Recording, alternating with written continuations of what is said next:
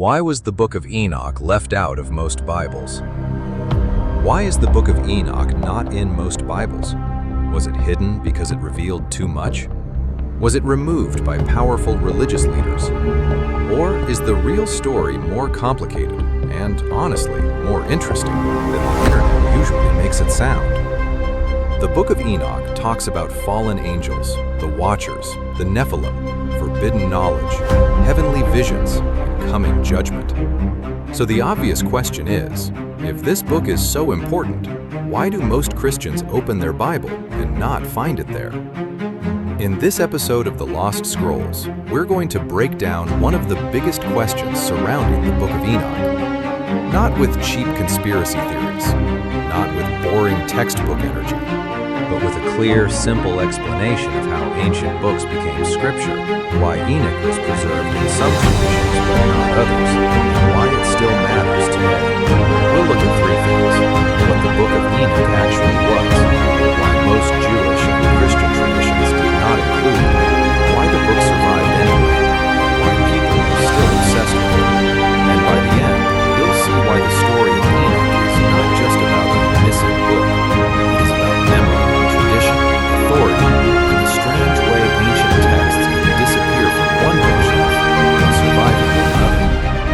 Part 1. The Book of Enoch was not random fan fiction. Let's start by clearing up one thing. The Book of Enoch was not some random medieval fantasy written by a bored monk who wanted more angels and giants in the story. The main text people usually mean when they say the Book of Enoch is First Enoch, an ancient Jewish apocalyptic work connected to Enoch, a mysterious figure from Genesis who walked with God and was taken by God. And that tiny biblical detail created a huge question. Where did Enoch go? What did he see? What did he know? The Book of Enoch expands that mystery into a much larger world. It gives us visions of heaven, angels, judgment, cosmic order, the Watchers, the Nephilim, and the corruption of the world before the flood. Basically, Genesis gives us a locked door. Enoch says, I found the key. Now, whether someone accepts Enoch as scripture is a separate question. Historically, it is not meaningless. Parts of Enoch were known in ancient Jewish circles. Fragments related to Enoch were found in the Dead Sea Scrolls. The New Testament book of Jude appears to echo a prophecy connected with Enoch. So when people say nobody cared about Enoch, that is not really accurate. Some people clearly did care. The better question is not, was Enoch important? The better question is, if Enoch was important, why didn't it become part of most Bibles? That takes us into the messy and fascinating world of canon. Part 2. Why was it left out? When people hear the phrase, left out of the Bible, they often imagine a secret room, a group of powerful men sitting around a table. Someone holds up the Book of Enoch and says, this one reveals too much. Hide it forever. Very dramatic, very cinematic. Also, probably not how it happened. The formation of the biblical canon was not one simple moment where every book was voted in or thrown out like a talent show. It was a long process. Different Jewish and Christian communities preserved, read, debated, copied, translated, and recognized different collections of sacred writings over time. And the Book of Enoch did not end up in the canon for most of those communities. Why? There are several major reasons. First, Enoch was not included in the Hebrew Bible as it came to be recognized in Rabbinic Judaism. That matters because early Christians inherited much of their scripture from Jewish tradition. If a book was not part of the recognized Jewish scriptures for most communities, it had a harder path into most Christian Bibles. Second, Enoch was not preserved equally across all major Christian regions. Some ancient writings were widely copied, read, preached, and translated across churches. Others survived strongly in certain areas, but faded in others. The Book of Enoch survived in a powerful way in the Ethiopian Orthodox tradition, where it remained part of the biblical canon. But in most Greek, Latin, and later Western Christian traditions, it did not hold that same canonical status. So Enoch was not simply deleted from history. That is too simple. It survived, just not everywhere in the same way.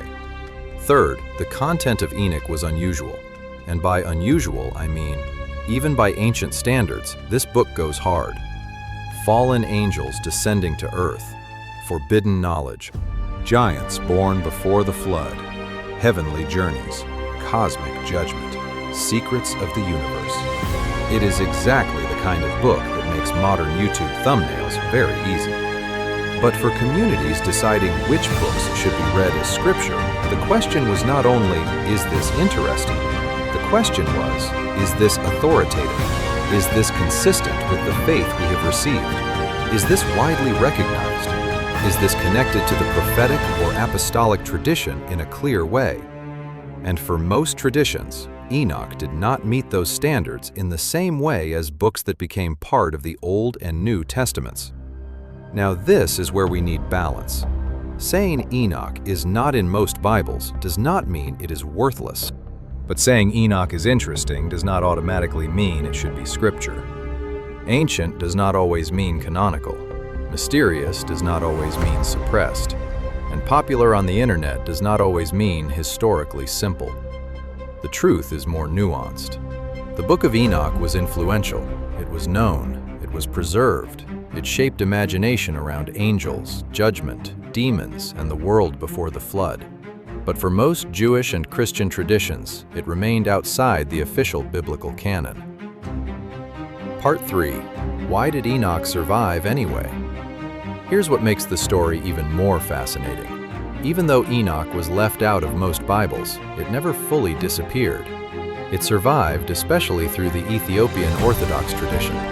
It also survived through fragments, quotations, references, translations, scholarship, and the deep curiosity of readers who kept asking, what is this strange book? And honestly, that is part of the mystery. Some books disappear because nobody cares, but Enoch kept returning. Why? Because it answers questions people still ask. Where did evil come from?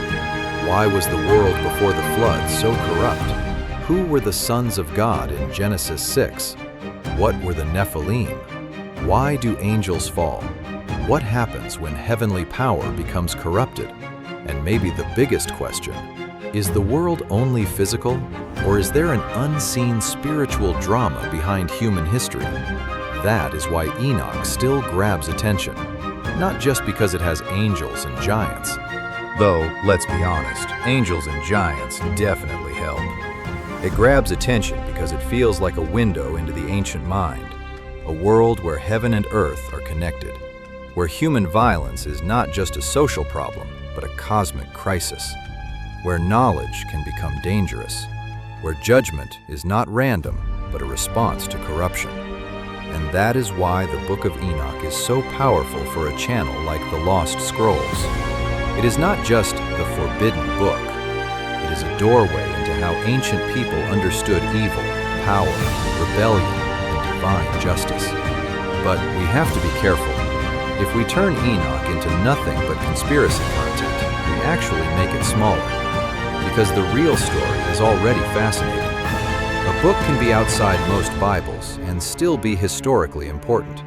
A text can be non-canonical for most traditions and still help us understand the world behind the Bible.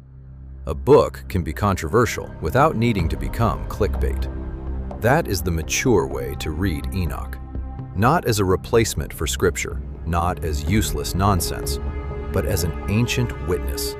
A witness to the questions that haunted people thousands of years ago and still haunt people today. So, quick recap. The Book of Enoch was left out of most Bibles because most Jewish and Christian traditions did not recognize it as part of their official canon.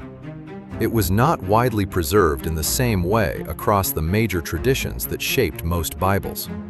But it was not erased from history.